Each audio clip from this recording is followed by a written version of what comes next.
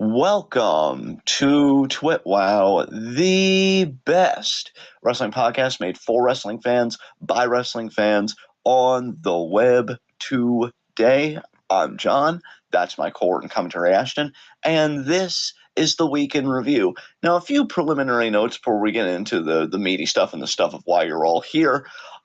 If I sound a bit different, it's because I'm using my tablet mic. My mic had, I should say, so nobody gets worried about me. I am fine. My mic had a bad fall today, hit the top of my computer tower. I thought it was going to be fine. I'm like, things have fallen off my desk before, many more times than I care to admit. I go to plug it in to get the show prepped, and the green light isn't coming on. Long story short, fall broke it. So I did order the exact same mic. I'm a big fan of that mic. It's an Audio Pro, just to give them a quick plug there. My friend Angel got me my first one for Christmas, so sorry, Angel, about that, but I've replaced it. Should come Monday because I also got a free trial of Prime for a week, which was also shocking. Sometimes corporations really do have your back. Not nearly enough, but sometimes. Beyond that, I'll be truthful. My engagement with wrestling this week, given the 2024 presidential election, has been sparse. I really have not been in a good headspace for it, to be quite honest. I've oscillated between hopeful and fierily defiant, and just outright nihilistic and misanthropic. So let's have fun together, huh? So when I was nihilistic and misanthropic, I enjoyed the more sadistic parts of wrestling this week, mainly Kevin Owens pile-driving Randy Orton on entirely too much neck. You should have had a shorter neck, Randall, and none of this would have happened. It's your fucking fault. And also the Bloodline stuff, which continues to be very interesting to me. I think it's gotten back on track a little bit with stuff this week. But I want to hear from our cohort and commentary. So, Ashton, how we feeling about it, bud? Do you feel like the Bloodline kind of with this stuff this week kind of corrected course for you? How do you feel?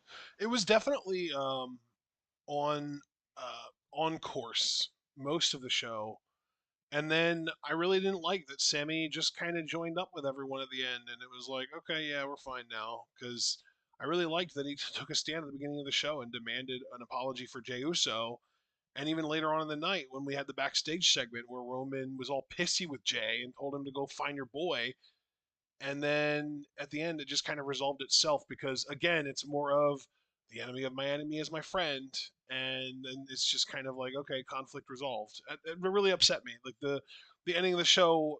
I feel like it was a very like big triumphant moment for a lot of people, but for me it was just upsetting and frustrating, because it was like they just completely erased that entire 2 hours worth of storytelling that they did with that group to be like, hey everyone, it's a reunion. And it's like, y'all didn't even wait as long as you did to reunite the Shield with this. It's been like a year and a half. What are you doing? So, not to put words in your mouth, but if one could present your view, you would consider this as a continuation of the streak of unearned moments in this story recently Yeah, they've definitely. had. When you Yeah. think about when you think about Jimmy and Jay's reconciliation, I do like though that Jay is still being firm as a character with Roman, Yeah. because they had that backstage thing, and Yeah, Roman's that's the like, one "Well, that why I was don't you go fight referring it?" And to, like, where Jay was like, yeah, yeah, yeah. this is your last warning, basically. Yeah, that was your one pass. Like, bro, okay. So this isn't a prediction, and we do a lot of speculation leading up to previews. And then I think for a Survivor Series, we always, kind of do a preview prediction, especially when it's as big as War Games. We'll probably definitely react to that match. And so, yeah, I want to say that I think it would be very interesting if Jay turned on them and he actually joined Solo's bloodline, even though they cost him the Intercontinental title, just because he got so sick of Roman shit. Because Roman as a character, now I don't think that's going to happen, for the record. I just want to get ahead of that and be like, that is just me spitting because this is our show and I like to have fun with you guys. And God knows I need this after the fucking week the country has had, really. But Roman as a character needs to learn, right? Like, that's what I was thinking when I saw the backstage segment of him getting lippy with both the Usos. I'm like, dude, you should be lucky anybody's here for you at all. And I like Roman, and as a person, Roman seems like a stand-up dude. But the character, I need to really stress that, really needs to be held to account. Like, this dude be wilding out here, giving people tone and looks and doing the same abusive shit as if my guy. Like, you've alienated everyone. Look inward. Roman is the Democratic Party of WWE right now. Like, look inward. Ask yourself those soul-searching questions and get better. But he still hasn't done that. And I don't know, like, you would have thought after Crown Jewel when they lost that Roman maybe would have been a bit more thoughtful, a bit more meditative, like in that way. But no. And so I'm wondering, like, I'm not asking will he win at War Games, but as a character and this arc that he's on, does he even deserve to win at War Games? Like, I feel like he needs to know. I mean, really, losing your family should be the loss of gravity, right? But clearly not to Roman Reigns. So I'm just wondering if he needs to lose this big match just to be like, huh, maybe I was the problem the whole time. Like it's just his obtuseness, in a word that really grates on me. And I love everything else about him, though. I mean, the aura, the energy, like everything about the character is great. And even this part is great when he was a heel. But as a babyface, as people that like want to see you and want to acknowledge you this time, be worthy of it, I guess. I don't know what I'm trying to say. I think you guys get what I'm trying to say. It's just frustrating, like be thankful your family's even standing with you, even if it is from an enemy of my enemy standpoint, because Jay as a character should have every right in the world to never forgive you and to have a lifetime of animus towards you. And Jimmy, well, I don't care for Jimmy Uso, so who gives a fuck? But, and Sammy being the stand-up guy that he is, asking like, hey, apologize to Jay, not even looking for anything for himself. He's like, apologize to Jay. And Roman's just like, nah. And I just want to pull my fucking hair out, because it's like, my dude, do you really, we could show you the tape. Do you really think everything you did was the right thing? Because like, I have notes, several actually. So yeah, I get where you're coming from. I will admit though, it was good for me seeing them all in the ring together again. I did love that iteration of Bloodline, even though it was very transient. It did not last long at all. I think Sammy, very likable. But here's my question to you now, because War Games is usually 5-on-5, right? Or is it like, can they get away with a 4-on-4 War Games? The thing is, Solo implied that it would be 5-on-5 when he thought that Sammy would be on his side. And I've seen rumors that it will be 5-on-5 still, but it also would not surprise me if WWE just said fuck it and did 4-on-4. But again, it's too up in the air for us to really make a call, in my opinion. Well, I was just going to say, I just wanted your opinion, like if it is 5-on-5, because this is where my mind immediately went to. Do you think Kevin Owens actually joins the Solo team and Cody joins the Roman team? Because that's where my mind immediately went to. Dude, did you say Cody and Kevin? Yes, Cody and Kevin, because Orton's taken out, right? So Cody might want revenge. Kevin joining this Solo team would be awful writing to me. Do you remember what they did to him when Tama first showed up? Yeah, I mean, it was brutal. You know I'm like a diehard KO fan. I fucking remember. I'm just saying, like, I don't know. He just seems to hate Roman that much. I don't know. It would be really, really bad writing, in my opinion. But honestly, I would almost prefer it if they did. And that's the thing too, is like Cody didn't even want to be part of the last Bloodline match when it was him and Cody against Solo and Jacob. So like, I just really hope that that's not the direction they go. I really hope they don't go there. I know that that is a rumor, and I do know that that is something that people are speculating about, but I really, really hope that that's not where they go. Also, in terms of war games, there have been 4-on-4 war games matches before. That would not be unprecedented. Right. Yes, that record was set for me in chat. I'm glad for you to reiterate explicitly here. Oh my. Okay. Tablet almost fell off my desk there. Would gravity just work with me for once? So yeah, I think that's all that could be said. Oh, I did want to say one more thing positively. Really, really appreciating Solo. I see what you mean, where like I think he's starting to find his own voice. I don't think this is going to make sense to anybody else because I'm a weirdo. But Solo, to me, when I watched his segment, kind of like revealing Sami Zayn and kind of talking back to Roman, he very, very low key is like a Carlton Banks type energy to me. I think with how he emotes in the face. And you know what? I'm here for it. If you would have told me in 2024, late 2024 at that Solo would be one of my like favorite comedic acts. Or if favorite's a bit much, but like a comedic act that I'm growing to appreciate. That would have been weird just because he was presented as like a Batista type guy, and Batista had his funny moments too. I mean, fucking obviously. But yeah, like just the way he like is talking back, like, oh, I'm already the tribal chief, and the facial expressions. I don't know. I think Solo, I don't know if it was him or somebody in the back, but somebody must have told him, like, hey, you trying to be, Roman Reigns 2.0, it's not working. I mean, people are calling you Temu Bloodline. I know we do. I don't know how popular it was like online, but it's not working. We need to find your own voice. And speaking of people finding their voice, Jacob's little promo this week, I also like that. Yes. Dude, Jacob is going to make so much fucking money when he's ready. Yeah. That dude is going to ball. I am so excited for him. What did you think of Jacob's promo, actually? While we're just talking about Bloodline stuff, like in aggregate this week. Because I loved it. It was really good. It was awesome. It was fantastic. The intensity, even like some of the just word choice and the diction and stuff it was different. It's going to set him apart, and yeah, he's going to be a star. I mean, he kind of already is, but long run, he's got it made for sure. Yeah. No, at this His Bloodline, WrestleMania it's really main event with Braun Breaker is going to be something special. Bro, that's going to set records, I think. If they really book both guys right and the writing's there, because it's just such a fresh fucking main event, but it has like generational connotations, right? So like I love it. I just love the very thought of it. So yeah, I gotta be honest, guys. If we're being fair and we're being even-handed, because you know that a TWitWoW at our core, even though we don't always come off this way, we like liking things. It's a lot easier. We say it all the time.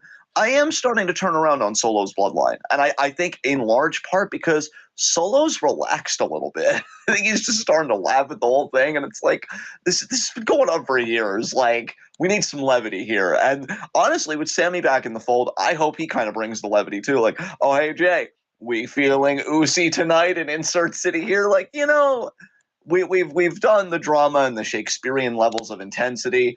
I'd like to laugh a little bit, so I'm here for it. I'm here who for else it. makes me giggle? Who's that? Jimmy Uso. That Jimmy Uso eviscerates a lot of, or elicits, I should say, a lot of reactions. Had a little Freudian slip there, but yeah, no, laughter is one of many appropriate reactions to Jimmy Uso for sure. Yeah. As far as big news, and we're kind of speaking in broad strokes, bro, let us talk about, because I was excited to talk to you about this tonight on the show. Women's U.S. Championship. I think the title looks great. I do agree with, I believe it was Sean that posted an image of the title that he would have liked, and that looked really cool. I think any chance you really? have to introduce a title with a distinctive look, yeah, I thought so. I think it was Sean anyway that posted it, and I thought it was a good design that they had going on. But the one that they showed on TV, I mean that's the one fine too. With the Statue of Liberty, you mean? Okay. Yeah. Yeah. Kind of given election results, kind of almost a twisted irony in having a women's U.S. championship, since I don't really think women are going to be very well represented in the coming years. But all that aside, that's a big mastodon to put in the closet. I immediately thought Chelsea Green for inaugural U.S. champion. Her or Meechin. Chelsea, 1,000%. It's got 100%. My initial instinct was Naomi, but when I found out that people from both brands could compete for it, I said Chelsea Green all the way for sure. Yeah, because I mean, come on, like it has a beautiful irony of a Canadian being the U.S. champion. Yeah. And like hell, when the U.S. title got introduced to SmackDown back in like 2003, in the finals, it was Chris Benoit versus Eddie Guerrero, a Canadian versus a Mexican American. So like, promote that diversity, baby. Let's do Meechin versus Chelsea in the finals. I'm here for all of that. I am here for, and especially because it would be a callback to their dumpster match. But Chelsea, I think, would get the win this time, personally. And I know people want Meechin to get it, and she does deserve it. But assuming she's not going out of the company tomorrow, and obviously I use that exaggeratedly, she'll get her run. Oh, you say that, but we lost Indy this week. We did lose Indy this week. She put up a YouTube video today that I wanted to watch, but Yeah, technically we lost her last week, but the that show was taped, so we still had her on TV on that Friday's episode of SmackDown. But yeah, she wasn't this week, and you could tell that it was affecting Candice because she even like did like the hand raise pose that she normally does with Indy, and Indy just wasn't there. It was so sad. Dude, I know. Again, she uploaded a video today, and I wanted to watch it. I just didn't make time. Again, I'm not going to make excuses with y'all. I have just been in the worst headspace given everything that's happened this week. But I know Indy's talked about it. I think she's just picked herself up. She's moving forward, which is a model to us all, clearly. But yeah, it's a shame that she left because she also would have been great for this. Like so many women will be great for this, just the same way a lot of women are great for the Women's North American Championship down in NXT. And now I'm hearing that there's going to be a women's like Intercontinental title on Raw. I already saw somebody be like, "Oh, you know, Kyrie." Yeah, beg pardon. Where'd you hear that? Just Twitter. I mean, it might be unsubstantiated, but I think people are assuming because Nick Aldis did this whole U.S. title thing that Pierce being bald is just going to like race him. Yeah. Yeah. Is but, Chelsea Green on Raw or SmackDown? Are Piper and Chelsea like she is a SmackDown superstar, I think, officially, even though she's appeared on all shows seemingly. Yeah. I feel like I'm so she used is SmackDown. to her being on Raw. Okay. Well then yeah, I will agree with that then. I think Chelsea on SmackDown, and then I would say even Lyra on Raw, if not Kyrie. Yeah, absolutely. Absolutely. So I'm really excited that the women are getting more to do. My only request, and I think it will be the case. And to be fair, I think the women's tag titles have gotten treated a bit better in the Triple H regime, but I just want this title treated respectfully. You know who else wouldn't upset me if they won it on Raw? Who's that? A returning Kiana James. Yeah, dude. Yeah. See, she would be perfect on that side because she is a 1%er. And I mean, let's be real, she is a white woman as well. So like, it's like flex on flex. She has a black mother. And there you go. Like it's just a little bit of everything. I mean, given the landscape we are now in, because I've already said that, I meant this unironically at the time when Logan Paul was U.S. champion on the men's side. I said you have never had a better or more emblematic of what America is today kind of champion than Logan Paul. So my cynical ass would love that just across the board. And yeah, I feel like Kiana would just be wonderful because it is an oligarchy, and just Kiana who claims to be with the 1%. Yeah, it fits. It fits perfectly, like a hand in the glove. By the way, I did just want to say to chat, Foster, I am so sorry because he said, great, now I'm worried about Meechin getting released. I did not mean to do that to you. And I just want to recommit, my love for you. So I apologize. Yeah. I will say too, you threw me off when you called Kiana James a white woman. She is most definitely, at least part black. That is on me. That is on me. I know they were featuring her in the Black History Month graphics on NXT and everything. Her and Sol Ruka both. Yeah, see, I don't remember her being featured on those. I'm not going to lie to you. Sol Ruka, I think I vaguely remember. So that's my mistake. I apologize. I just want to own it up front. That was my mistake. I retract that. But regardless, just the 1% gimmick, I think, would be great. So, but yeah, I still want Chelsea above all to win the inaugural kind of championship, get that distinction because yes, Meechin deserves it. Her and Meechin actually have a lot in common when you just look at their body of work. But I mean, even just for the bump she took in the Women's Money in the Bank ladder match this year. Give it to fucking Chelsea. She would be amazing with it too. Because here's the thing, Meechin, I think where Chelsea has the biggest leg up on Meechin for me is the talking and is the personality. I like Meechin as a personality, but I do think on the whole, if you ask me to pick who is the better talker, I would say Chelsea. I think she gets a laugh out of me every time she's on screen. And so I think what she would do with that U.S. title, I'm imagining her, if the reign were to last long enough, her having her own July 4th party, and it ends with her, getting a pie in the face or some shit, or some kind of humiliation that she just sells spectacularly. I see a lot of possibility there. So yes, that was the other big news I want to talk about with you. But since I'm on the SmackDown train, let's see what else. Oh, I just want to get this out of the way real quick because it might be interesting, maybe, possibly, I don't know. Ciampa is slowly feeding his darkness again because he saw Johnny palling around with the Motor City Machine Guns, who, let's remember, are the SmackDown Tag Team Champions. And, Ciampa's like, they're taking our spot, which, I mean, man, just that rhetoric, right? It's like, it kind of fits Ciampa's whole temperament. It's also really funny too because, like, in a way, it's really meta because he is kind of right. Like they've kind of filled in that DIY slot of like undersized workhorse tag team on SmackDown. Like that's so true. Yeah, It's like you're just not supposed to say that part out loud. right, exactly. So he utterly obliterates by himself Pretty Deadly. And, Yeah. you know, I'm of two minds about this because I am going to be the prototypical internet wrestling mark and be like, that was a burial of Pretty Deadly because I just didn't like how they came off here. I do like those guys. I do like Pretty Deadly as a team. But to be fair, if you were going to do this type of match with any team, Pretty Deadly is also perfect for it because they've never really been seen as a serious tag team. It almost made them feel Like face-ish to me. dude, he beat a babyface turn into them Right? for sure. Yeah. I mean, Jesus Christ. I'm glad it wasn't just me that felt that way. Yeah. Yeah, and I think Foster's correct because I wanted to touch on this team too. He said DIY should never be complaining about their spots on the card when Street Profits are barely around anymore. And I will say kudos to Montez Ford because that promo he did. I don't know if it was like a .com like YouTube exclusive thing or if it was on the show, but I did watch it when it was posted.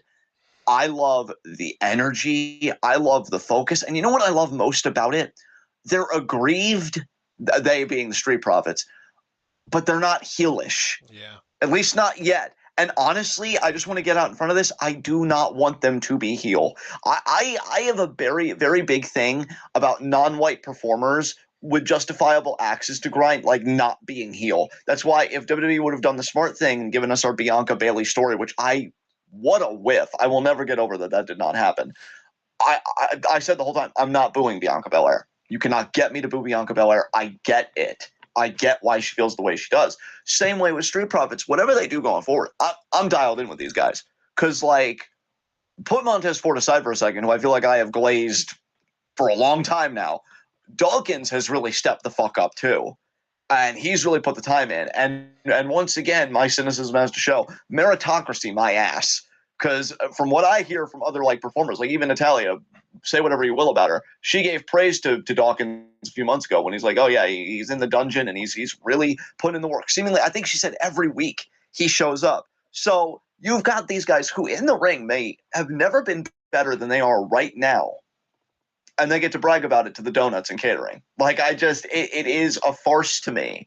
And so yeah, like as characters, I am fully aligned with the Street Profits and their motivations. And Montez, now see, this is what worried me about the promo. He said there's no other option. It's tag goals or bust. So like if Dawkins eats the pin, hypothetically, okay, I'm not trying to do my heelish bullshit. Does Ford just go off on him? Do they amicably break up? Do they go back to NXT and be like, okay, we just need to start over from the top? Like, what do you do? Because Ford as a promo was speaking in very absolutist terms here. And that's usually not good because usually teams that speak in absolutist terms, they lose. And when they lose, again, that's not good. So, yeah, I don't know. What are you thinking about all this, man? And Super Blue did clarify for me that promo. I'm really excited Yeah. about it. I'm hoping to see, I'm really enjoying the Street Profits right now as a more serious face team. And if they stay like that, that's cool. But if they do go heel, I'm stoked about that too. I just really, really like them right now. I do too, man. Again, we are in an age where like it's not even yes, be sadistic. Like that place in my heart is exclusively for Kevin Owens. Always has been, and especially after Friday, which was just God so perfect. But most other heels, it's not even be mean to others. Yes.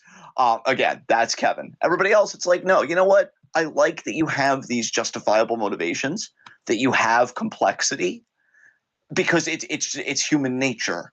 And I really, really appreciate that. I appreciate how dialed in these guys were. So the tag division is looking a bit more interesting.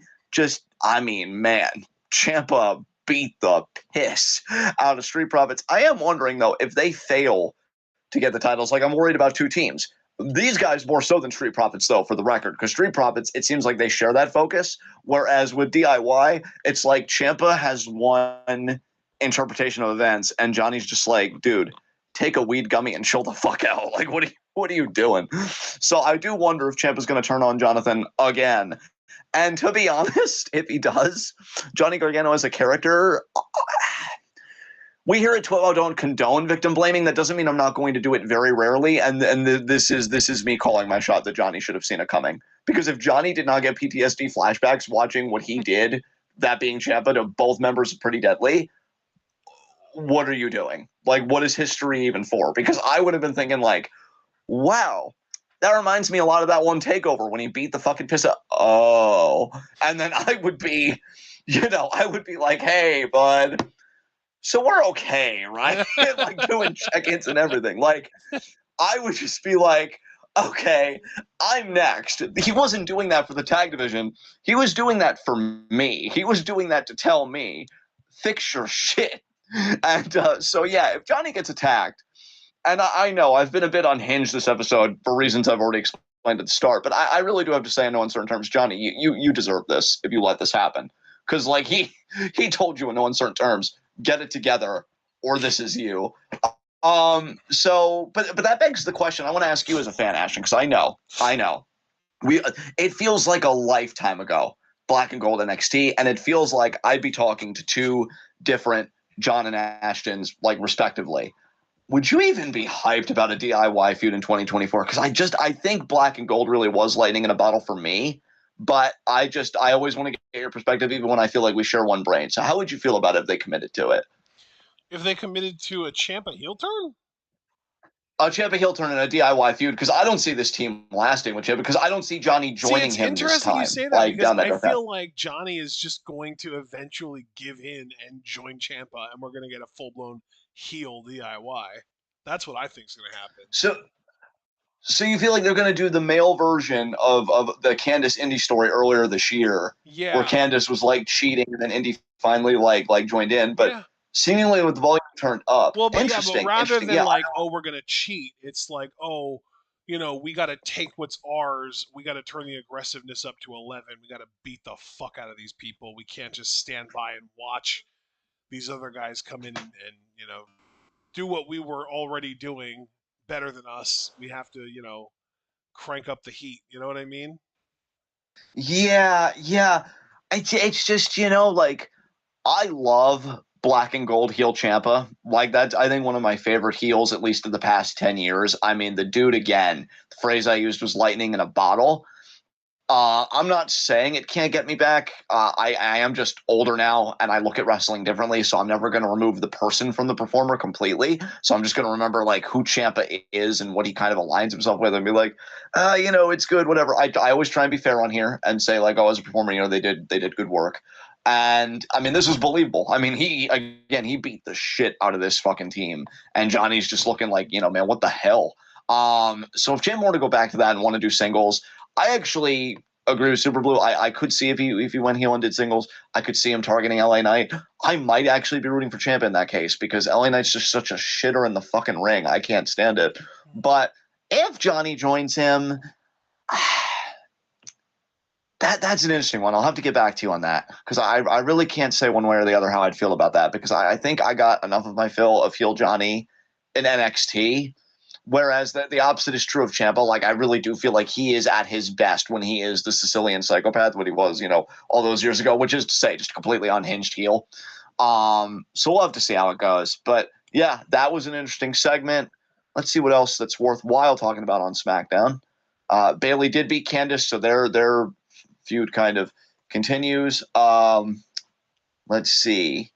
Bianca and Jade beat Tiffany and Nia. Cool. Still curious about, when Tiffany's going to be doing that cash-in. Machine Guns beat A-Town Down Under.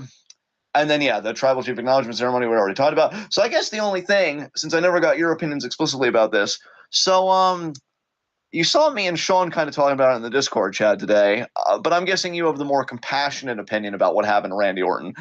I think that he, should have had less neck. Sean, kind of going in a different direction, saying just the girth in general, that he had too much girth going on. What do you think could have prevented Orton from not getting dropped on his goddamn head with that pile driver? What's your take on the situation? You're still with me, right? Oh, I'm still here. I just don't know how to answer your question. Yeah, that's fair. I guess I'll just ask a more serious question and save time. Did you enjoy this segment, or are you enjoying where this feud's going? Because I think this is still my favorite feud in the company. Yeah, I am Yeah. enjoying the feud for sure. I think it's going in a great direction. I really enjoy the intensity between these two. I popped when Kevin did the pile driver. I lost my mind a little bit. Um, it was one of the worst looking pile drivers I've probably ever seen, but in a good way, just in the sense that Kevin really went out of his way to protect Randall, maybe a little too much. Um, really did a good job there by commentary to put it over, talking about how it's a banned move and stuff like that. Um, yeah, man, I think it's great. I think they're doing an amazing job with this feud. Honestly, I think they're kicking ass. I think that Randy's intensity when he got to the ring and was calling Kevin out was awesome. I think that Kevin's sort of initial apprehension about even going out to confront Randy was great, and then his decision to just do it, and not only do it but take it all the way with the pile driver was fantastic. The the stretcher spot was hilarious to me, but in a way of like knowing that it's a work, it was funny. But like if I was like more bought into kayfabe, I would have been devastated and terrified for Randy. It was awesome. It was a great segment. It's a great feud. They've ramped this feud up so quickly that I'm absolutely blown away by like the sort of 0 to 60 effect here going on, where they went from like, you know, we had it feels like not that long ago, Cody and Kevin were doing their thing, and then all of a sudden, Orton fucking eats an elbow from Kevin and then has to forearm him to calm him the hell down, and it just escalates from there with Kevin attacking and all this crazy stuff. And then the match never even happened at Crown Jewel. We still haven't even had an actual proper match between these two. I'm looking forward to that actually happening. It's going to be fun. What's funny is the way you're kind of pacing, I should say with the way WWE is kind of pacing this, I really think you could get away with stalling this till Mania. Because like for me, like to really sell the pile driver, I personally wouldn't have Orton back until Rumble. Either screwing Kevin out of like a match he's having with Cody for the title, because I still think Cody and Kevin are going to run it back, but it's like the Kevin Owens that Cody's got to beat this time, so it feels more menacing. Or because I would love this, because this would be a throwback to when Mick Foley was feuding with Randy Orton, or Randy Orton in 2004. Randy just shows up in the Rumble, even if they didn't like expect him, just to eliminate Kevin Owens. Maybe Kevin even makes to like the final 8 or 6 or whatever, so he's like really close. And then Randy just comes and eliminates him, and they like brawl all through the arena. And like, yeah, I want it to keep escalating, but I want the pile driver to be sold properly. That's why I even said for War Games, if they are doing 5-on-5, I could see it being Kevin and Cody and Cody instead of Randall, because Randy should still, in my mind, be selling that pile driver and just be like sitting at home and thinking like, that son of a bitch. Like, Yeah. I'm going to fucking kill this dude. But yeah, no, I mean, look, you know me. Look, let's just insert all the usual John talking points. I cackled when I first saw this. I thought it was fucking delicious. 10 out of 10. Wish it would happen to him again. I thought the Kevin is right t-shirt he was wearing was fucking peak. In fact, I was tempted to go on WWE Shop and see if they're selling, because I absolutely would fucking buy one, because it's very rare that you get to wear a shirt that's just telling the truth all the time. And just will never just go out of date that way. I thought the sell for what it was, because I agree with you about how the pile driver looked, but you know what? We're older fans now, and I'm with you. It's about keeping your guy safe.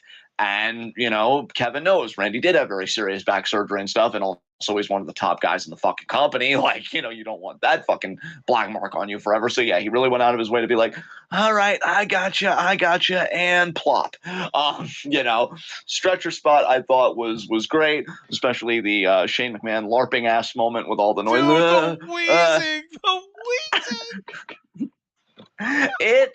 It sent me with pure fucking joy. I even pointed it out to my mom, and she was like, "Oh no!" with how with how nihilistic and sadistic I've been feeling this particular week, I can confess to probably enjoying this a little too much. I watched this maybe 3 times right now, and Oh no. each time it honestly happened to be better than the time before it. Of course. And Of course. I just really want to say that I started fantasizing about other people getting a pile driver, and it's my new happy place right now. I don't know how long I'll stay there. I'm sure in the eyes of a lot of well-adjusted people, too long. But I do just want to reiterate my commitment. These are my unhinged opinions that in no way reflect TWitWoW as a whole. That Kevin Owens is still in the right, and Orton should have known better. And again, whatever anatomical failures he has, again, too much neck. It's really more his failure as a human being that I think is so damning. He's wheezing on that stretcher, but I remember a time when Orton relished in punning people in the skull and seeing them stretchered out. So I don't know, Randall. How's that medicine taste? Not too good, does it? Fuck yourself. So good for Kevin. Thought that was great. And yeah, hope he does it to Cody next. But you know what pissed me off when I thought about that? Because my first thought was, man, they're really selling this pile driver. Imagine if he gives Cody one, he might actually win the title. But we've seen this dude kick out of a burning hammer at one. Fuck Cody Rhodes.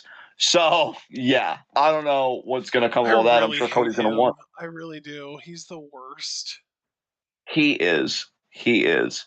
Absolutely. And you're right, Javaris. We are so back. And I love that Kevin Owens brought us back. And I will say, too, since we're never going to get a package pile driver in WWE, probably, this was a fair compromise. I will take this. This was great. So, yeah, I really, really enjoyed all this. And so, yeah, that's SmackDown pretty much. Let's talk about Raw real quick. Damian Priest is number one contender to start. I'm actually looking forward to his rematch with Gunther. I thought their SummerSlam match was good, but it was impeded by, I think, what we all knew was coming, the bigger storyline of the dissolution of the Judgment Day as we knew it. Yeah. And so I think these two being able to run it back while keeping in mind that Finn Balor could run interference, I think they're just going to have a better match. Because they have no problem with physicality spots, like the brawling and the intensity. Like they're both very good at it with each other. And again, I didn't think the SummerSlam match was bad at all, and I will still go to bat for Priest. He had maybe 1 or 2 hiccups as world champion, but I think his body of work was solid. This dude really, really did well for himself, and as a babyface, he is doing so well with crowd reaction and how he carries himself. If you would have told me, because I remember when he was, very vaguely, I remember when he was Punishment Martinez, like in Ring of Honor and stuff. If you would have told me that guy would have been one of the best assets that WWE has in 2024, I would have been skeptical. I really would have been, but he has really, really stepped up. So I just want to kind of glaze Priest a little bit and give him some love because God knows the dude deserves it. And I still don't know if he'll ever be a world champion again. Like, I obviously see him losing this rematch, but I'm just happy he's getting it, to be quite honest with you. So yeah, Judgment Day, they kind of open the show, and then Bianca and Jade kind of confront them. So it seems like Liv and Raquel are going to be doing something with Bianca and Jade soon, because this segues into a women's battle royal. Winner gets the next opportunity at Liv Morgan's championship. So we're kind of moving past Rhea for now, because she has that orbital bone injury, and that's another Mania match that I'm wondering if we're just going to do the blow off Liv versus Rhea at Mania. And I kind of wanted to have a stip.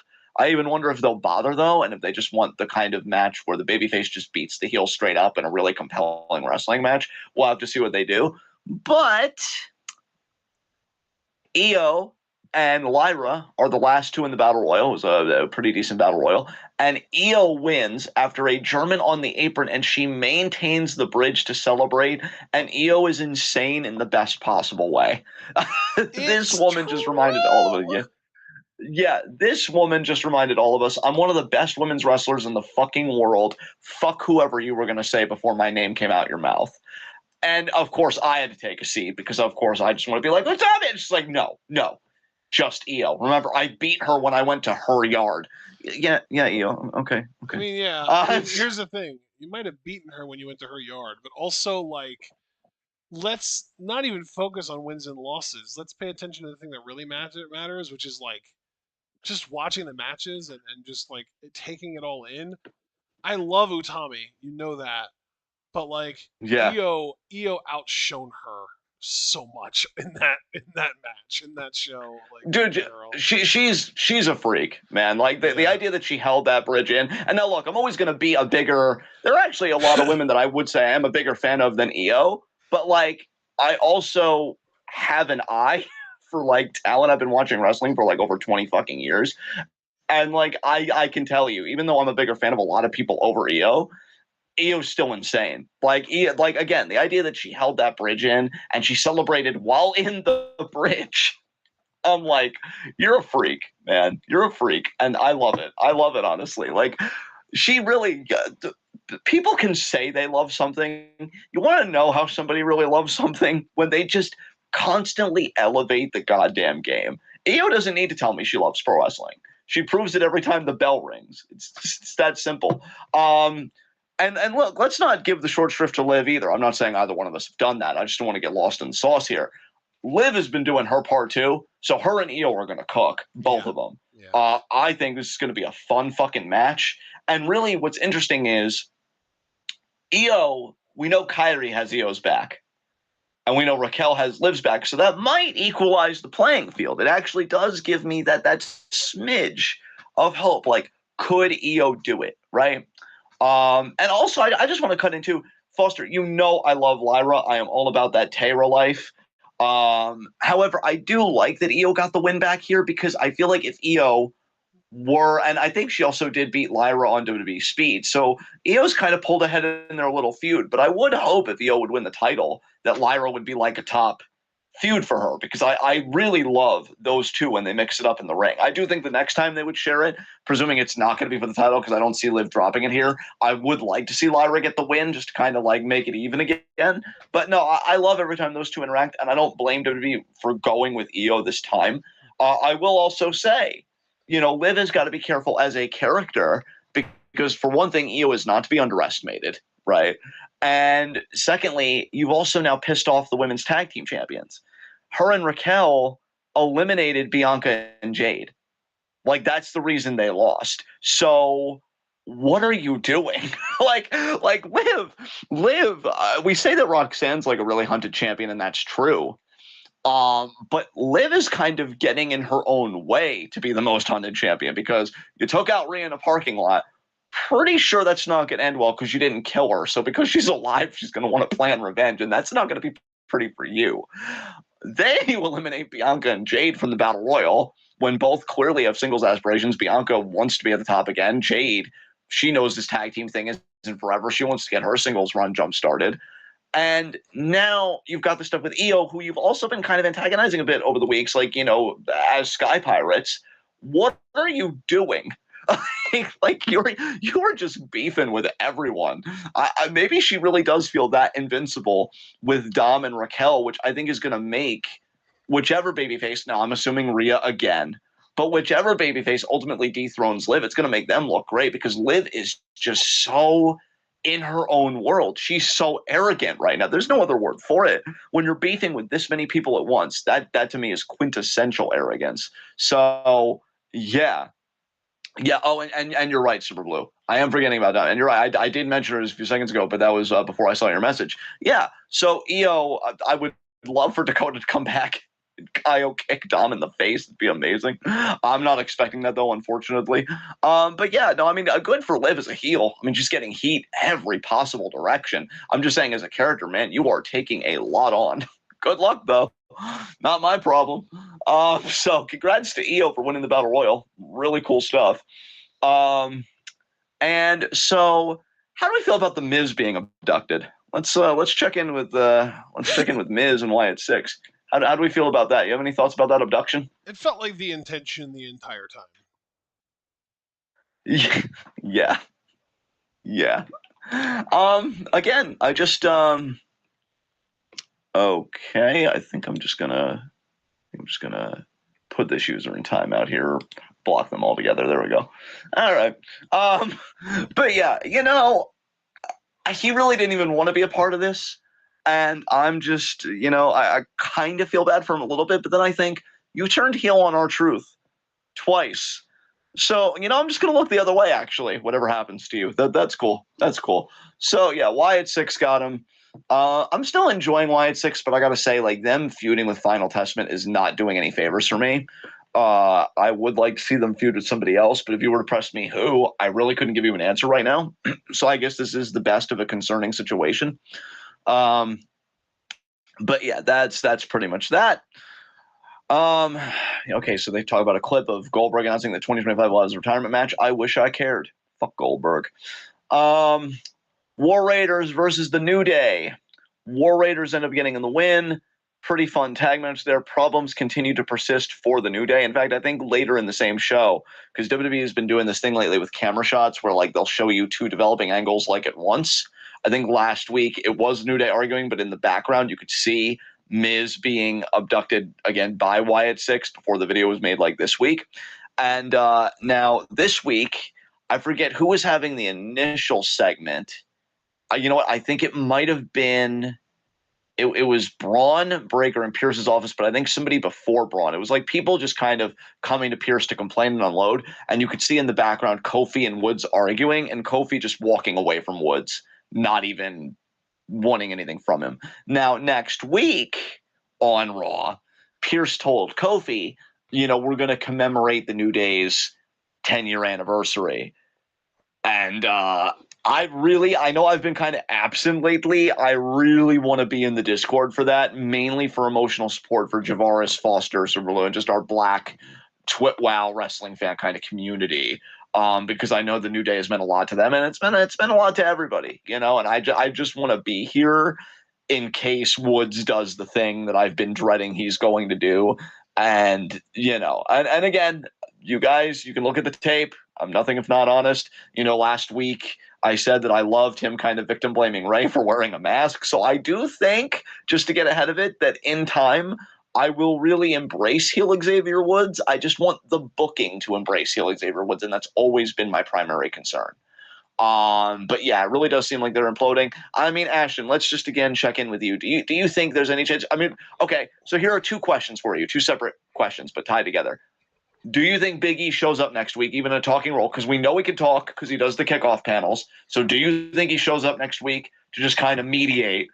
And B, if he does or if he doesn't, do you think it's like even going to matter? Do you think this group just implodes definitively next week? How are you feeling about it?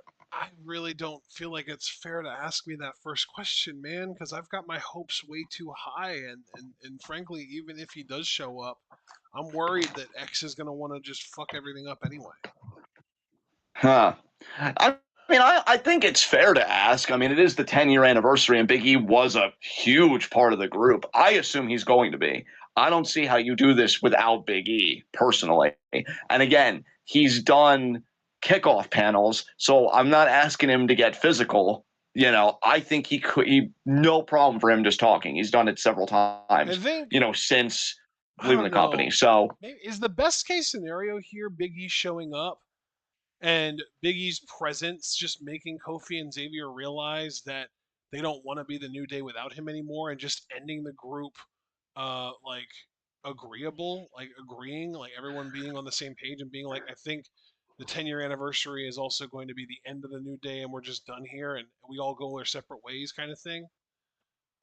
Dude, I personally hope so. Like low key, I don't mean it exactly like this, but oh my god, and Super Blue just coming in with their cooked. Um, but I wouldn't necessarily be opposed if they treated it kind of like an in-ring therapy session with Big E, like as the therapist, and they both come to the epiphany simultaneously. Like, it's you, E. Like not that E is the problem, but his absence is the problem, and it's just not the same without him, like you said. And then they're just like, well, maybe one day, but guys, I can't give you any promises. What happened to me was scary, and it's just not in the cards right now. So what do you want to do? And then they agree, like, let's go our separate ways. And E, if you ever come back, let's just hope it's in such a way that we all kind of find each other again. We all get on the same road eventually. Yeah, I'd love that. I don't think we have enough amicable splits. We did it like briefly with Rhodes Scholars, Cody Rhodes and fucking Damian Sandow, and that didn't fucking last because fucking Sandow he didn't betray. It was perfectly legal within the match, but he tipped Cody over the ladder in that Money in the Bank ladder match that one year to win the briefcase, and then they feuded over that. So yeah, we've never really had, in my mind, like an amicable split. Maybe the Dudleys, but even they've like had heel turns on each other, like in Ryback, I think, might be the true blue one that didn't even like have any betrayals later on in a run or anything. But yeah, I feel like just one last emotional moment with Biggie just being the voice of reason, being like, it's killing me seeing my brothers, argue every week and this and that. Like, we just got to figure this out and either mend the group or amicably break it. I think that'd be it. But like, another thing I worry about, and I get your hesitancy to even answer the question. If Biggie, because we really don't know like the latest health update. I know you said like I think he said January he'd get tested again. So Oh I don't no, think they would trust I him. didn't know. Wait, where are you coming up with January? I didn't hear about I, that. I thought you had said to me a while back, like on a random commentary, like E came up somehow, and you said like he had said that he was going to get tested in January again. If that test didn't work out, like he would just be out of wrestling for good. I thought I heard that he was getting another test like in a couple months Yeah, it wasn't a few. from you. It was like 3 to 6 months, but I didn't say anything about January. I don't think. Oh, okay, fair enough. Maybe the timeline, the way I was thinking of it when you told me at the time, it was January. But yeah, just in a few months he'll get tested again. So I don't know if they would feel safe with him doing any kind of physicality. But I even wonder if they would want to get a lot of heat on Woods at once. If he would also like either shove E or like hit him from behind or something, like something maybe just light enough that he could take. Or I don't even know if they'd want to risk it. Point being, I do wonder if they would try Big E out there, like if it would be kind of a heat magnet situation for Woods.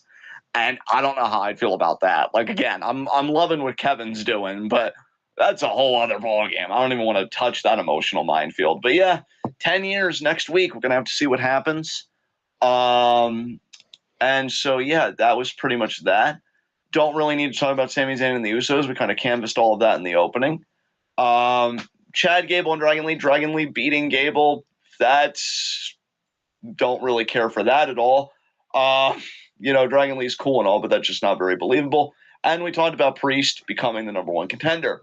So that's essentially Raw. Now, finally, for the cherry on top, NXT. I unfortunately did not see NXT this week, including that amazing 10-woman tag from what I've heard about. So you're just going to get like a lot of reactions from me, I guess, like talking to you, and then you'll, I guess, point stuff out. Did you watch all of NXT this week? I sure did. Or you It kind was of. a good show. Well, we opened with Jada Parker versus Lola Vice. Did these two deliver? You think was it a fun match? Yeah, it was good. Jada definitely delivered. Lola's okay. Lola did Lola things. You know how she is. But yeah, Jada stood out for sure. Jada was really good. Well, I mean, she continues to stand out. I'm reading here that she won it Yep. after her running Hip Attack Hypnotic. Would you say that her versus Michin was better, or was this one competitive with it? Because yes. Yeah. Okay. Yeah. So that's still the standard. Okay. So Kalani and RVD did some stuff Yeah, Kalani was backstage cool. in a split, like the way that RVD does the splits on chairs. But she wasn't on Yeah. chairs like that. She was just doing like that straddle style split on top of like some boxes. And RVD walked up and they were talking, and then Wesley attacked RVD, and it was right after RVD said something about how like I think I know exactly what I'm gonna do tonight, and then yeah, there was like the camera like got like shoved, and it was revealed that Wes attacked him. Yeah. Okay. And speaking of, we have Javon versus Wesley on this show. Yep. How was this match? Because I'm reading that Javon won. Was it a good match at least? It was good. It cooked. It was a good match for sure. I'm gonna be honest. I'm surprised Wes lost this one so quickly. Like I would have, or has already taken a loss so quickly in this feud. I get that he cost Javon and Cedric the week prior the tag titles. I just didn't think that the comeuppance would come this quickly. I guess I'm not complaining too much if it gets Javon back on track. I mean, the dude's been fucking killing it. But yeah, I really don't know what Wesley does from here. Because at first I thought, oh man, that guy is going to contend for Trick's title. They're really committed on this heel turn. He's fucking great in the ring. Maybe they've kind of cooled off on him with the way that he talks. I mean, I don't know. I'm just point now surprised by this. He just gets called up, maybe. I wouldn't be opposed to that. I think he's absolutely ready for a call up. I don't see what else you do on this brand. Because I really want Trick to have a decent run this time with the world title. But so I'm really not interested in Wes having any kind of a run whatsoever. But yeah, I think you just call Wes up, you have him do other things. and yeah, just get Javon back on track to winning championship gold. That's what I would really like to see. So glad to hear it was a fun match. Ava has an announcement, so let's see what her announcement was. Let's see if I can read this.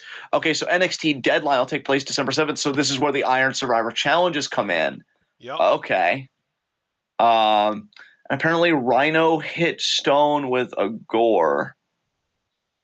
Cool. Yeah, Robert Stone was like talking a bunch of shit about the crowd, talking about how this crowd, like, because it was like a Philly crowd. And he was like, the Philly crowd isn't anywhere close to being the best wrestling crowd. Everyone knows that New York wrestling crowds are way better. Everyone knows that Boston wrestling crowds are way better than Philly crowd. And then, yeah, the lights went out when they came back on. It was fucking Rhino. They gored him and shit. Oh, cool. So typical heel 101 shit and typical face 101 shit. That's nice. All right. Just a cheap pop for them because of the ECW arena gimmick. Yeah. So let's see. Oh God, I don't even. Let's keep it brief. Oh, apparently Ethan and Ridge won the tag match. I didn't see that coming. Yeah. Wait. And Ridge pinned Trick. Oh yeah, that's right. Yeah, they're setting up for Ridge to challenge for the title. Yep. Oh my.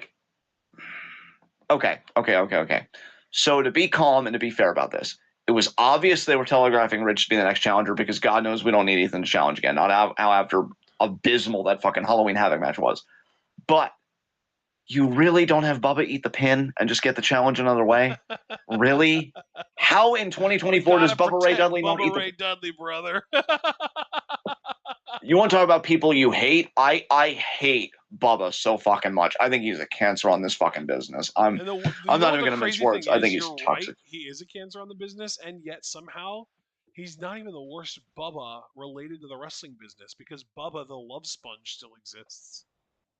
He does? Jesus Christ. I can't win at all, just ever in anything. So cool. Yeah, Ridge, title shot. Sweet. After that, we get Nuncio challenging Tony D for the title. Yeah! Thoughts about that? Little Guido, baby. Yeah. Wow. Dude, Tony D killed him. He beat him in like 2 minutes. It was so fast. That's believable and on brand. Nuncio was always, and I'm being totally unironic about this. I'm not trying to be like douchey or whatever. Nuncio always was a great bump guy. I still think about the spear that Goldberg did to him, or the choke slam Big Show did to him when he had that return in like 2003, I think, where he just cleaned house in that lumberjack match. Like, yeah, Nuncio's always been a great bump guy. So like, Tony ragdolling him is on brand. Let's see. Just touch base on this Lexis King story because I know it's gotten some of our fans' interest. Shown talking to Regal last week after the match, and Regal told King he was not his father's son. Charlie Dempsey walked up, and Regal wondered if Dempsey was like his father. Dempsey said, "I guess we'll see." Regal told Miles Bourne and Tavion Heights that the tag team division is wide open, so they should be ready. Regal said, "This is not just Charlie's group; this is all of their group." And Regal left, and Ren said he was so fatherly. And if Mother Hen Ren says that someone is fatherly, I believe them. So I do agree, though. Miles and Tavion for tag team champions? Fuck yes. Absolutely. All right. And wow. Okay, so I'm reading the recap of the 10-woman tag. So not to bury the lead, Roxanne's been pinned again. By Zarya this time. Yeah.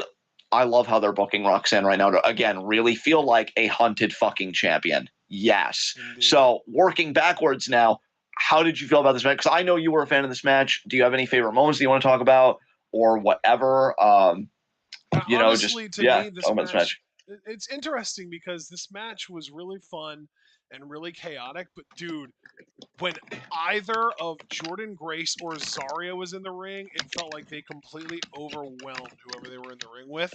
I think there's a chance, just a slim chance. I do think there is a chance, though, because there was a backstage interaction on this show between the team of Lash and Jakara and the team of Julia and Stephanie. And I'm wondering if they might be setting up a potential NXT run for the WWE Women's Tag Titles, where Lash and Jakara find a way to get them and then they bring them to NXT, drop them to Julia and Steph, and then we get a feud between Julia and Steph as a team and Zarya and Jordan as a team, because that would be insane. That would be insane. Yeah, because That Zarya and would be Jordan insane. worked really well as a team in this match. They were like doing tag team shit in this match. But didn't they? Okay, so you need to recontextualize something for me because I know like I've gotten a few things wrong on this show. Again, it's just been a crazy week. But like I thought that Zarya and Jordan at one point had a miscue, and then they had a little bit of Twitter beef about it.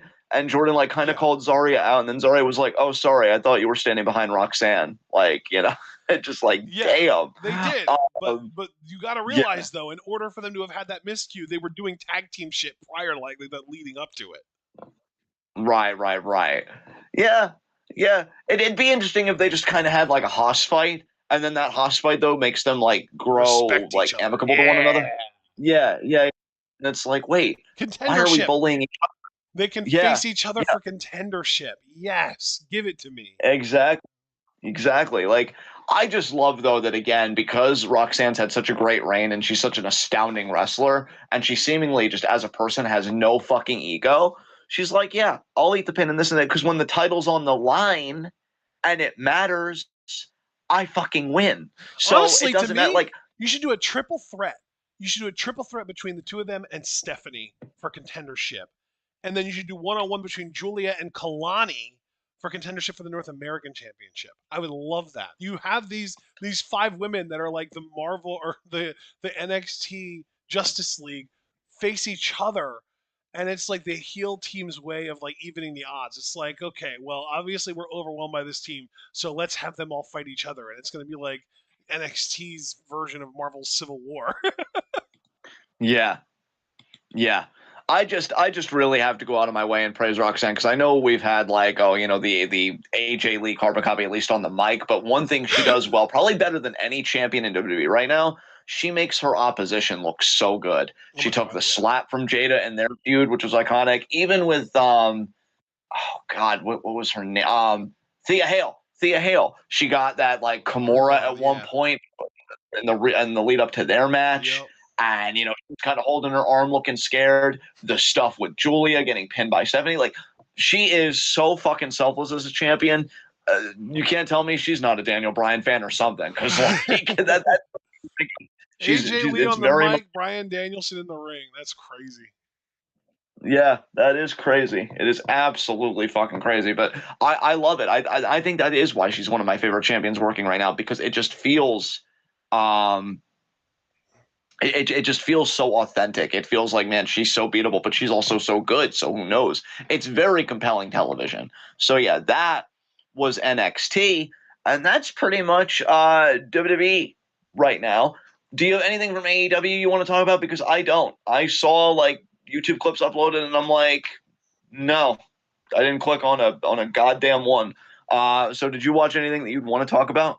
Mariah May cut a promo on Collision tonight that was so good. Amazing. Was this on Anna Jay, or are we past that now and it's like a new feud or something? Like, what was the context? It was not on anyone. It was literally just like an amazing champion, I'm the shit promo. It was so fucking good. She was like, I hate women's wrestling. There was a time that I was optimistic and all about women supporting women and all that stuff. And then I won this. And then I saw how weak and pathetic all of the women that I'm surrounded by are. And then she talked about how, like, a few years from now, people are going to wonder who killed women's wrestling. It was me. It was so fucking good, dude. I love her. God, I wish I didn't hate AEW so much exclusively so I could appreciate her stuff more. Because, like, no, I didn't watch a single minute of any AEW television this week. I just happened to catch that promo on social media, and that's it. Yeah. No, I should go back and listen to that because I'm telling you. I've been slowly transitioning over from X to Threads. I'm thinking about deleting my X account before fucking Trump takes office. Dude, I've been planning on doing that for the last couple of days, but I've held off. I'm thinking about going over to Blue Sky personally because I know that social media place is starting to pick up steam. So I might do that. I haven't really decided yet. But yeah, like Mariah May seems like one of the best like kept secrets on the fucking show. She seems like a real gem on the show, and I just cannot reiterate enough. I love her. Hate the company she works for. I can't tolerate it. It's intolerable to me. So I have to really just go the social media route and watch her stuff online because Tavares, it's not going to happen any other Tavares in way. chat was like, "Bro, Dynamite stunk, man." Javaris, I will tell you, my dude, again, I saw the videos they uploaded, and I could already tell I am not going to care about any of this fucking shit. I still have to say, and I haven't checked in on it, this whole retread again of the MJF shenanigans. Oh, run through this gauntlet of opponents, and Cole's the babyface, and like the fucking feud was DOA the moment Cole was babyface in this. I just. God. All right. So you didn't watch any of AW. Let's stop talking about it. Let's get on to things that actually matter, like our viewers. Because, well, actually, just to check into, you didn't do any extracurriculars, right? No. No. I'm really getting tired of asking that question because I feel like it's mostly no. I'm just going to start trusting you and I, if we watch extracurriculars, to be like, oh, yeah, and I watched this instead of AEW because it wasn't shit. So, yeah, let's get to our viewers, viewer-related questions. We have 6 people watching now. Please leave a like if you haven't already. Yeah, please ask any questions you have about this week in the world of wrestling. Foster, immediately out the gate, thoughts on some of the New Japan news, Wrestle Kingdom matches, Sonata, etc. How much of this do you know about, John? Not much. Not much. Dude, okay. This is okay. The Sonata news that he's referring to, in my opinion, is probably the biggest "what the fuck are you doing" thing that New Japan has done in a while. So, Sonata changed factions again. I'm sorry, what? He betrayed Taichi What? and is no longer a member of Just Five Guys. I don't even remember what faction he joined, to be honest with you. I couldn't tell you. Maybe. I'm not even going to say one because I'm going to get it wrong. Someone in chat will fill us in. But yeah, Sonata betrayed Taichi and is no longer a member of Just Five Guys. He joined a different faction. And now yeah, like it's just he did it again. He's changing factions again. After, oh yeah, he did join Bullet Club. He joined fucking Bullet Club. Does You know how Does you New like to Japan just rub your like getting into? temples counterclockwise sometimes? Yeah, I'm doing that right now. Actually, why? Yeah, yeah. I think my equivalent to that is this like little like forehead pinch thing that I do, where I take 3 fingers and I pinch my forehead between my eyebrows with them because it's like a forehead massage almost, and I really need to do it when I feel truly miffed to the degree that I do right now. I cannot believe that New Japan did this. I don't. I'm still rubbing them. I'm sorry. I don't I've got a 4th finger understand. joining the action now. I'm up to 4 fingers. I don't understand why New Japan is so insistent on getting in its own way. I don't. Fuck. Fuck. Am I getting my Sonata ZSJ match still at Wrestle Kingdom? Like, what the fuck's happening with that? Because Foster, when he asked that question initially, said, let's scroll up because we've had a few matches since then, or messages since then. Wrestle Kingdom matches, comma, Sonata, comma. No. So, what up? No, I'm not getting my match. No, you're not getting Sonata challenging Zack for the title. I don't think that was ever supposed to happen, was it? I had a feeling that it was going to, based on some people in our Discord. Maybe that was just false hope. I don't fucking know. So what is happening at Wrestle Kingdom? Do we know anything? Here's the current slate for Wrestle Kingdom 19, right? And I should also add, Wrestle Kingdom 19 is still the January 4th show, but they've now added a show, Wrestle Dynasty, that is effectively going to be a New Japan AEW crossover show that just happens to take place in the Tokyo Dome the day after Wrestle Kingdom, right? So this is January 5th Yeah. then. But Wrestle Kingdom 19 proper, here's the slate. I'm gonna do one match at a time, and you can give me reactions to each one, okay? Oh, yippee! Let's do it. I actually personally don't mind this next match. I think it's actually kind of cool. Hiroshi Tanahashi 1-on-1 versus Evil. No. Mm-mm. I'm kind of down with it because I love Tanahashi, and if he's gonna have like a random ass like last match at Wrestle Kingdom, I don't mind it being against Evil. Just like neither one of these guys is gonna put on a 5-star match anymore at this point. Evil never was gonna in the first place. Tanahashi's washed.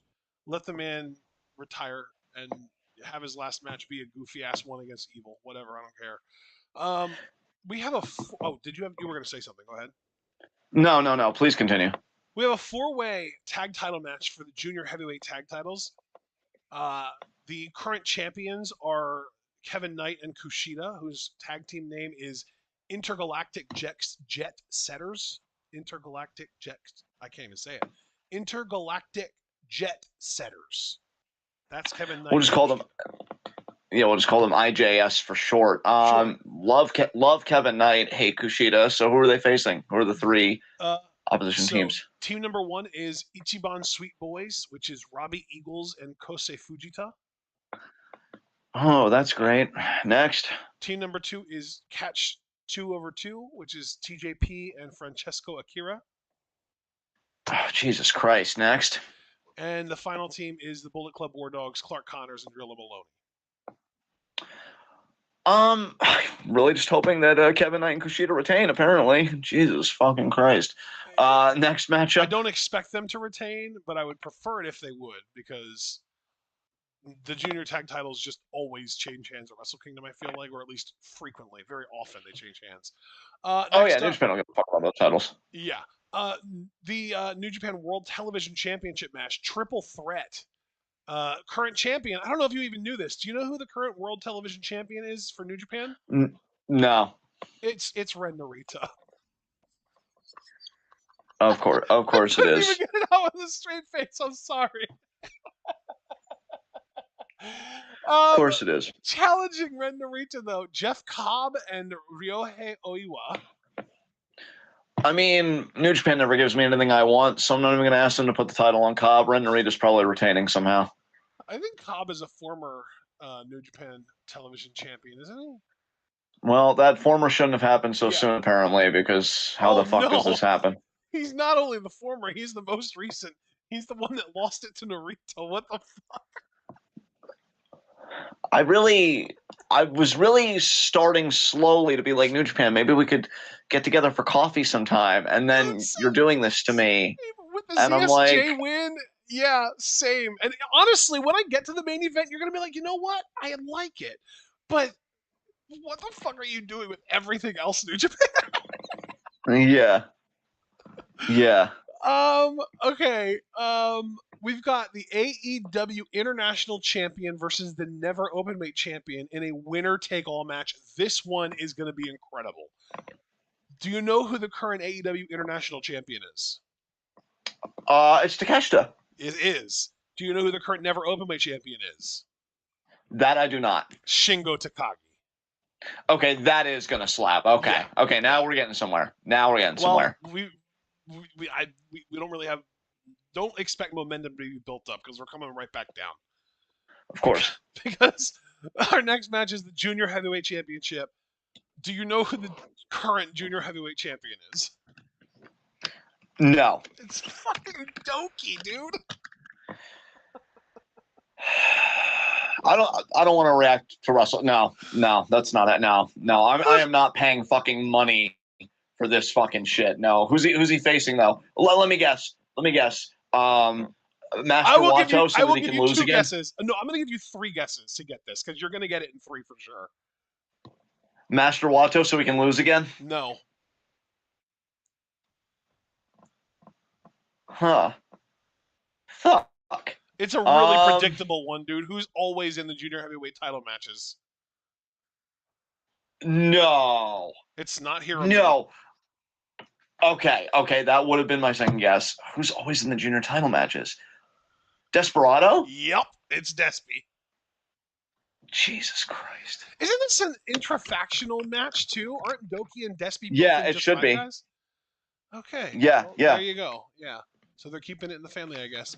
IWGP Global Heavyweight Champion. Do you know who the current Global Heavyweight Champion is? No. David Finlay. You're enjoying this, aren't you? I'm me. embarrassed for this company, frankly.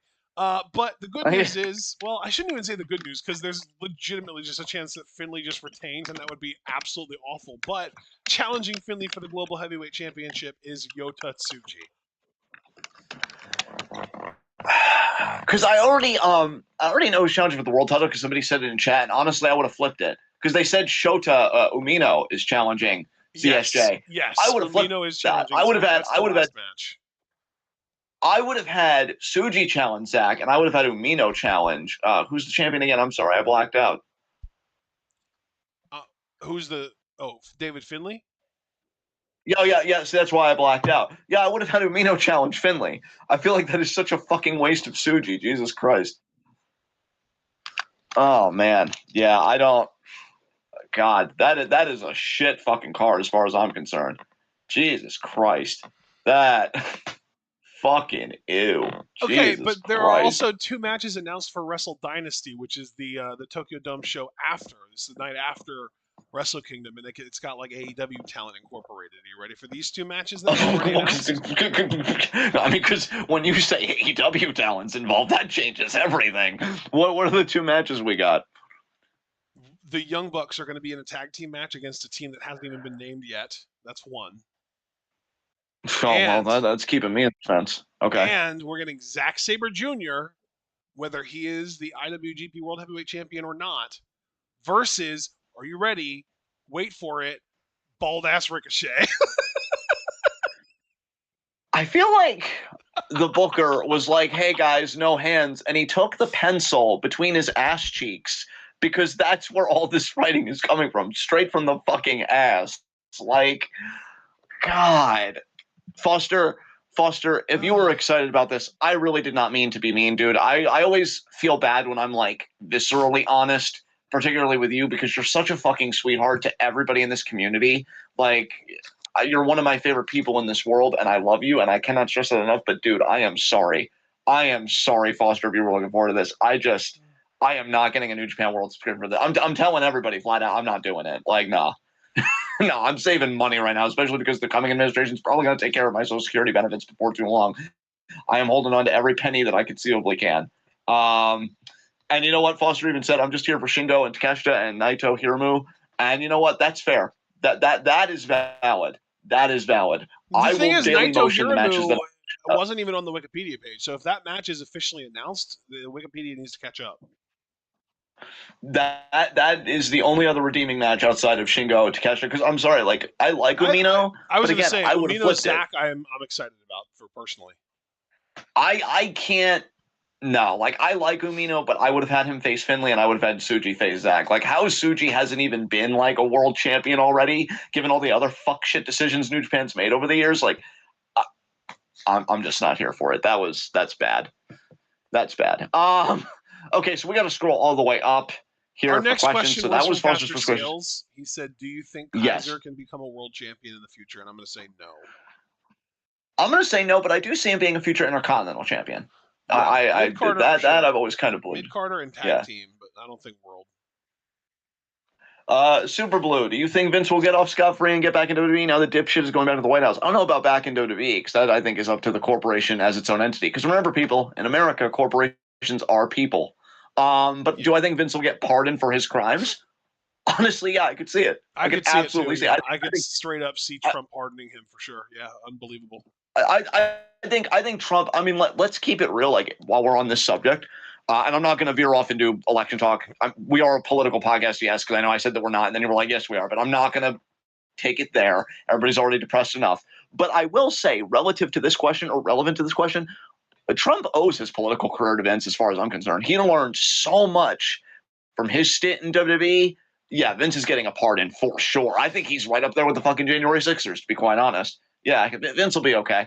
Vince is probably as elated as anybody that Trump won Tuesday night. Mm-hmm. Fuck. This question was just for me. John, scale of 1 to 20, how fucked is Roxanne? Yeah, definitely a 20. Everybody's coming for her. Will she survive?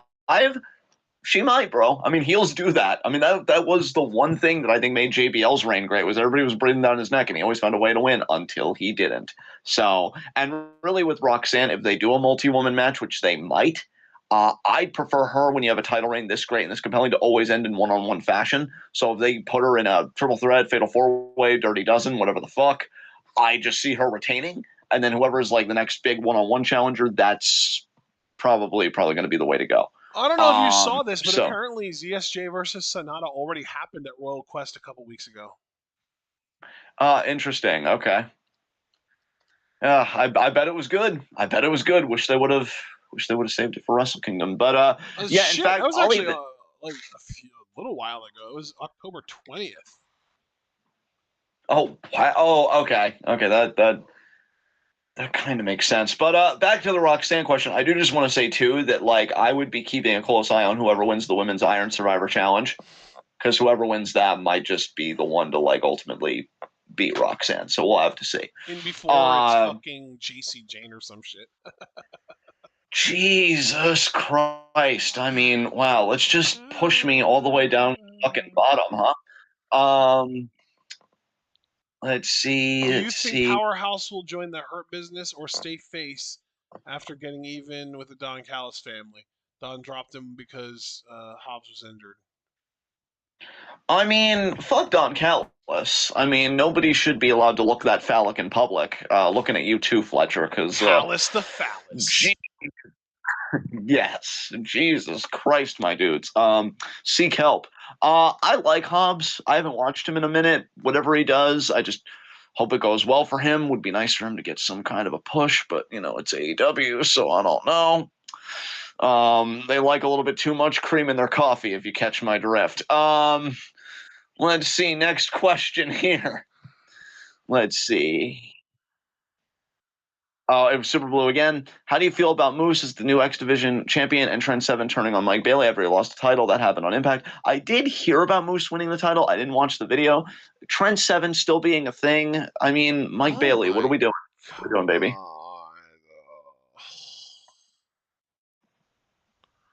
Yes.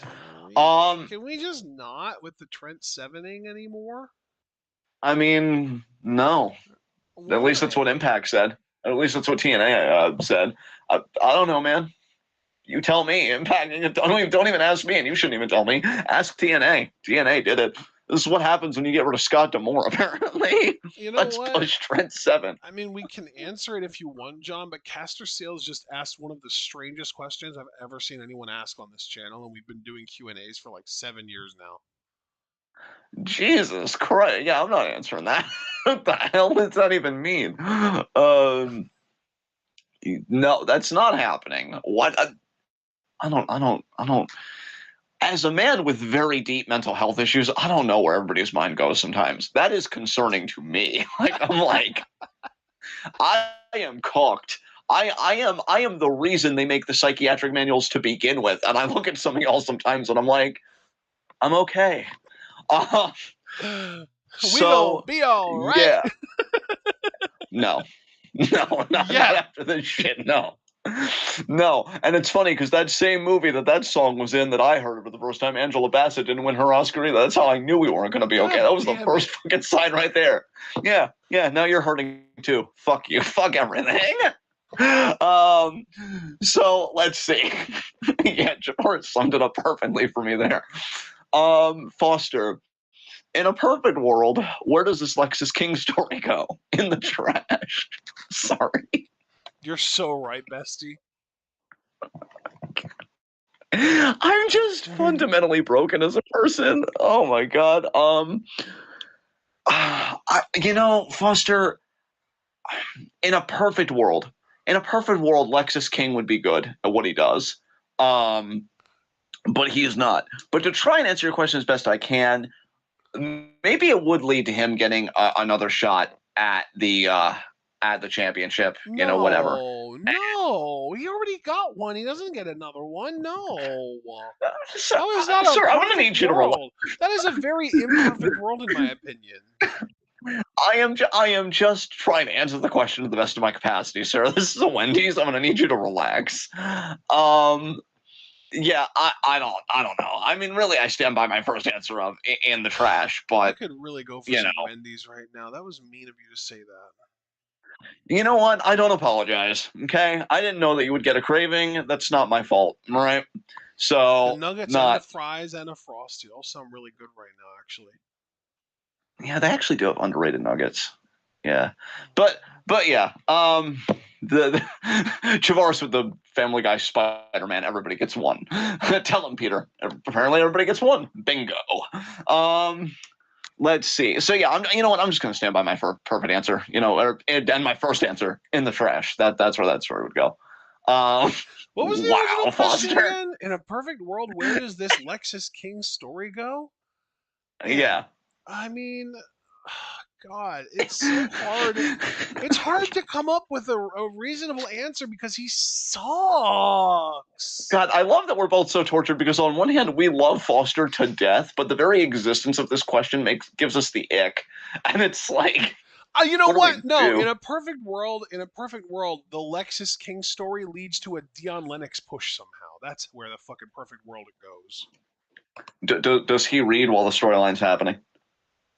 Like, are there No, no, books? no, no. It's Lexus King gets exposed as being a fake nice guy by Dion Lennox, and Dion Lennox gets a shot at the Heritage Cup as a reward from Ava for exposing the piece of shit, and the piece of shit gets suspended or fired.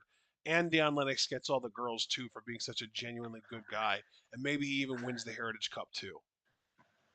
And then does he go back to reading his book after all of that? Yes, and then everyone claps too. Perfect. 10 out of 10 storyline of the year. Let's do it. Uh, fuck. Caster, would you say Solo has more aura than Cody right now? That that bar is so low, even I could cross it. Wait, Jesus wait, fucking wait, wait, Christ. wait, wait. Did you just say that bar is Solo? I'm letting you have it because the self pop already happened. Watch yourself. I guess Cody couldn't clear it.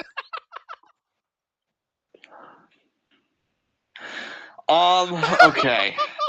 Super Blue asked, do you see Eddie Thorpe? Oh god, this question already going to Wait, hell. Do what you are we see Eddie doing Thorpe? with Eddie Thorpe? What? What is We're happening in our answering. chat right now, bro? Jesus Yeah, Christ. First I am. Lexus King, now Eddie Thorpe. Jesus. This is happening to you, and I need you to come to terms with it. This is happening to you right now. I don't So want it is. Okay? It is. Do you see Eddie Thorpe going heel after Ava didn't have time to speak with him for the second week? This happened before Ava's announced deadline. God, would it really be a heel turn when you just want to tell your boss to fuck off? I don't think so. I'm pretty anti-capitalist that way, actually. So I guess you do you, Edward. You do you. Um, He's gonna be like, don't you know who I am? I'm Eddie Thorpe. I'm always alpha. and honestly, when you started that, you know who I am? I'm Eddie. Like, obviously, I couldn't hold it back. The damn broke, but laughter was my knee-jerk response. so, so maybe Ava is in the right here.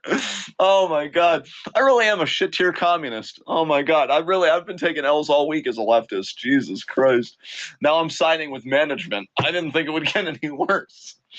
Fuck you, Thorpe. So yeah, let's get back on track, shall we? Super Blue again. Do you see Kaiser and Gunther having a double turn coming? People keep like kind of gesturing at that. Are things happening on TV that I'm not paying? Because I want everybody to know that's a No, very likely that's why I'm possibility. so confused by it. What are you people talking about? I Why are think you so guys many are people hurting all of a Ashton. sudden so interested in Ludwig Kaiser? What the hell? It's the goatee. I knew it He was from doesn't the have a beginning. goatee.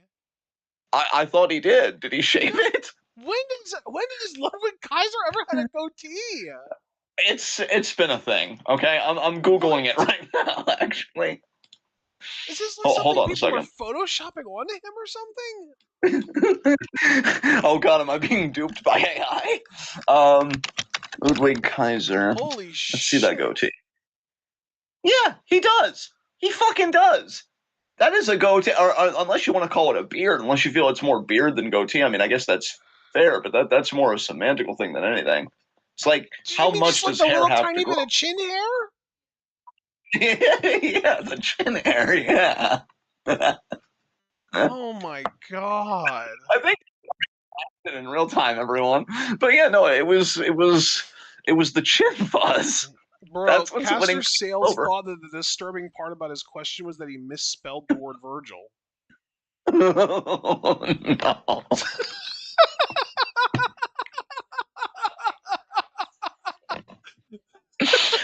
Oh Jesus Christ! Oh. What the fuck is going on right now? Oh, So even my mom is baffled. I don't. Okay, I'm gonna be the adult in the room. Super Blue, stop doing drugs, or if you're gonna do drugs, I once again say Wait, take a weed Super gummy and Blue, chill it the was fuck out. Caster Sales with the Virgil It, question. no, no, no, no. Well, no, no, well, no. The Virgil question, but I'm talking about the double turn question that kind of like Oh, escalated all okay. this.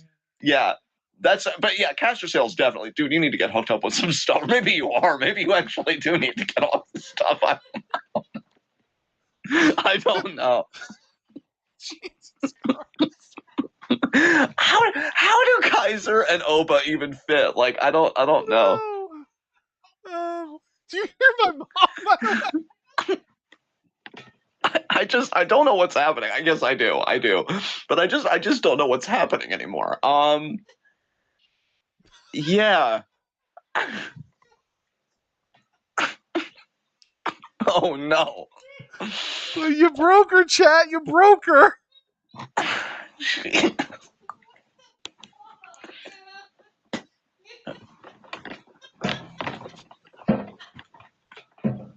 Oh no.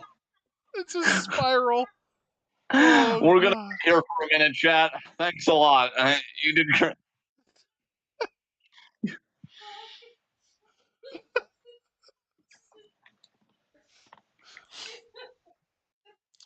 Anyway, Yeah. No, I don't see a double turn. Caster apparently said it was Kaiser was bothered by Gunther being humble all of a sudden. I would like to see Kaiser try and turn on Gunther and see how well that works out for him. He knows where his bread is buttered. Everything's fine. Um, yeah, if Castor tried some shit on Gunther, he would get chopped into next year. I just want to call you in here, bud. You said if Caster, and I think you meant to say if Kaiser, I but they did do mean sound pretty Kaiser, close. and he was who was talking. Yes. Um, Super Blue again. Do you think Tiffany might cash Wait, in wait, to wait, win wait, the wait. You women's US? definitely skipped. You definitely skipped the Foster question. You said thoughts on Dion being in the background during Ashanti and Carmen flirting. Didn't see it, but could be interesting. Maybe Dude, Dion's gonna try and, yeah. you What were you? you didn't see this. You missed this. It was funny as fuck though, because they are portraying Carmen as thirsty as fuck for Ashanti, dude. Oh, dude, what I was getting ready to say, no cap, was that it would be amazing if Dion kind of had that like Malcolm X energy and kind of warned Ashanti against the white devil of like white women and was like, no, no, you gotta find somebody else. Like that woman is gonna ruin you. Because I've seen, I think even in the Malcolm X like biopic that I watched with Denzel Washington, big movie by Spike Lee. Like Malcolm in his early years before he went to prison like was dating a white woman, and like the black Muslims that he befriended in prison was like, no, you got to quit that shit, man, and you got to keep it in the community. So if Dion had a similar energy, I would unironically fucking love that shit. I'd be like, yeah, that good looking out. Good looking out. Bro, So because yeah. Ashanti, dude, Ashanti was such a dick this week because he was like, I found out it was your birthday last week. Happy belated birthday to Carmen. Like he said this to Carmen, and then when he walked away, she was like, he knows my birthday. Okay then. It was so awkward, but it seemed like she was so into the fact that he was even aware it was her birthday, even though he actively waited until it was a week later. Like, what the fuck are you doing, girl? This man is a walking red flag. Don't pursue. Leave it alone. Meanwhile, I'm rooting for them. So we're definitely on opposite sides here. But then again, I root for every relationship Joe Goldberg has on you, and so far I have a goose egg record. So that should I've tell you rooted for everything you need to know. approximately one relationship that Goldberg was in, that Joe Goldberg was in on you, and it was the fucking black nurse that helped his neighbor lady in season 1. That was actually good for him. Yeah, but he was too busy trying to find Beck on socials and he couldn't, so he was like, no. So yeah. I'm sure they'll be great. I'm sure they'll be, but Foster said Dion seemed uncomfortable. Well, apparently Ashton did too. You and Dion would make great friends, actually. If Dion was like, hey, Ashton, you want to be friends? I think you'd just be like, fuck yeah, Dion, you're fucking awesome. And I love that for you. I'm rooting for that. I'm willing that into the universe. It'd be great. Okay. Hell yeah. Do you think Tiffany might cash in to win the women's U.S. title? No. What? I think she's... Why are we doing this now? There was a question Super Blue asked. Blame him. She doesn't no. need to cash in. She could just win the fucking thing. She could just win it first time. Or she could wait to see somebody else make history and then steal it from them and make them cry via cash in. Maybe that's Super Blue. And I did actually skip another Super Blue question, which was, should Cody versus Kevin happen at Survivor Series? I don't see it happening, at least not that way. I already see them being a part of the 2 War Games teams. That's kind of my tentative prediction. Why are we going to Cody now? Kevin and Randy are feuding. Well, again, that was the question Super Blue asked, so I don't know. I don't know what to tell you.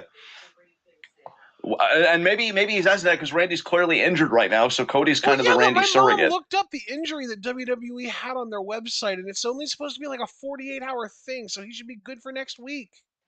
Oh, that kind of sucks. I was hoping they'd milk it a lot more. That's disappointing to me, but yeah, I don't know. My throat hurts from all of my fucking expressions of shock and awe.